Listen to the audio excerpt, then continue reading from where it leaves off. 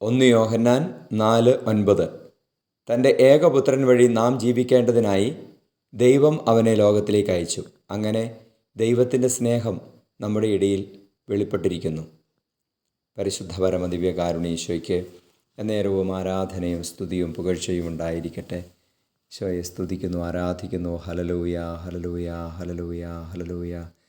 ഈശോയെ, അങ്ങയുടെ സ്നേഹത്തെ ഓർത്ത് നന്ദി പറയുകയാണ്. ക്രിസ്തുമസ് അങ്ങയുടെ സ്നേഹത്തിൻ്റെ ആഘോഷമാണല്ലോ. ഞങ്ങളുടെ ഹൃദയങ്ങളെ ക്രിസ്തുമസിന് വേണ്ടി ഒരുക്കണമേ. ഞങ്ങളുടെ സ്നേഹം അനുഭവിക്കുവാൻ വേണ്ടി ഞങ്ങളുടെ ഹൃദയങ്ങളെ ഒരുക്കണമേ.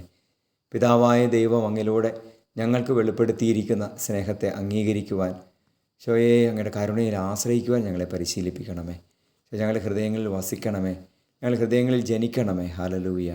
നമ്മുടെ കർത്താവ് മിശിഹായുടെ കൃപയും പിതാവായ ദൈവത്തിൻ്റെ സ്നേഹവും പരിശുദ്ധാത്മാവിൻ്റെ സഹവാസവും നിങ്ങളോടുകൂടി ഉണ്ടായിരിക്കട്ടെ, ഇപ്പോഴും എപ്പോഴും എന്നേക്കും. ആമേൻ.